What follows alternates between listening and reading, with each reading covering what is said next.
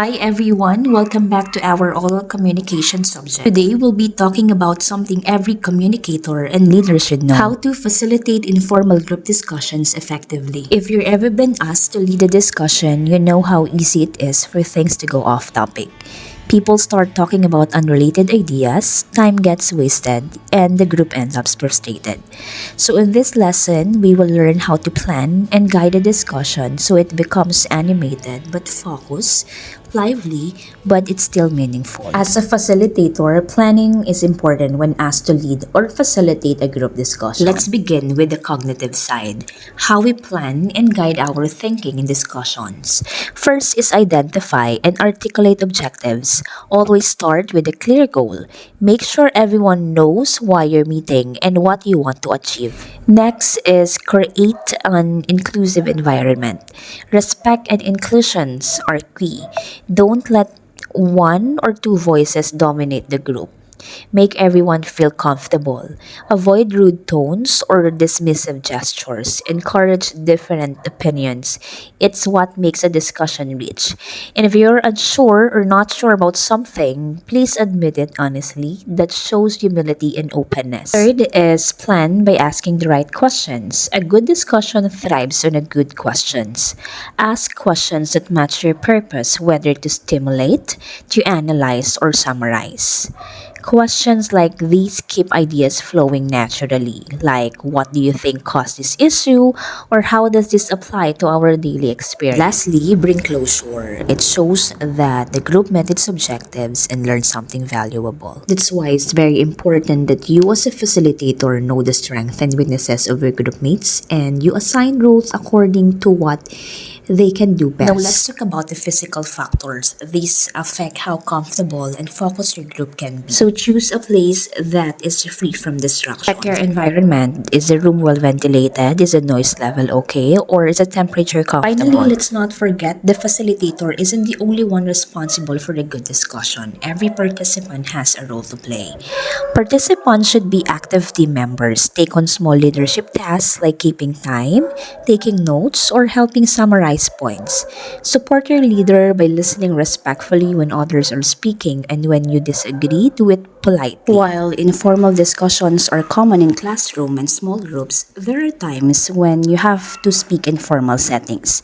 These includes meetings, debates, and panel discussions, situations that require order, professionalism, and respect. A formal meeting usually follows a fixed order of business. We have the call to order, roll call of members present, reading of minutes of the last meeting, officers or committee reports, special orders, and finished business, new business, announcement, and adjournment. Formal meetings, members express their ideas through motions. A motion is a proposal that the entire group considers, discusses, and decides on. Before speaking, you must obtain the floor. This simply means asking for permission to speak in an orderly way. Here are the things that you have to remember. Once you have the floor, it's time for you to make your motion. Speak clearly and concisely. Always state emotion affirmatively. Say, I move that we, instead of I think we shouldn't. Stay focused and avoid personal remarks. So after making your motion, you must wait for someone to second it. If no one seconds your motion, it means the group is not interested and the motion is lost.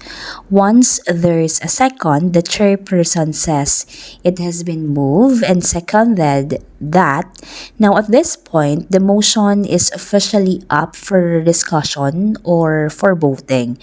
Now remember that once the motion is presented to the group, it becomes the property of the assembly, meaning you cannot change it without the group's permission. Then after your motion is seconded, that's your chance to explain and defend it. Let's say for example, I believe this project will help promote teamwork and community spirit. So you have to remember also that the mover of the motion is allowed to speak first. Keep within the time limit. So you have to wait for others to speak before speaking again unless the chairperson allows you. Now this keeps the discussion organized and fair for everyone. Now once everyone has spoken and the discussion ends, the chairperson will ask, Are you ready to vote on the question? Now, if there are no more comments, a vote is taken. Sometimes a member can also move to close the debate or move the previous question. Now, these signals that it's time to vote. Now, let's look at the different ways organizations vote in motions. The first one is by voice. The chairperson says all in favor say aye, those opposed say no. Now, if the result is not clear, any member may request an exact count. It can also be by roll call. Each member answers yes or no as their name is called. This is used when a record of each vote is required.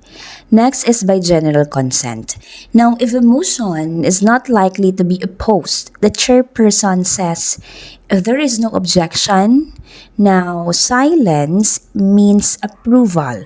But if even one member objects, the group must vote formally. Next one is by division. Now, in this one, it is used to verify a vote.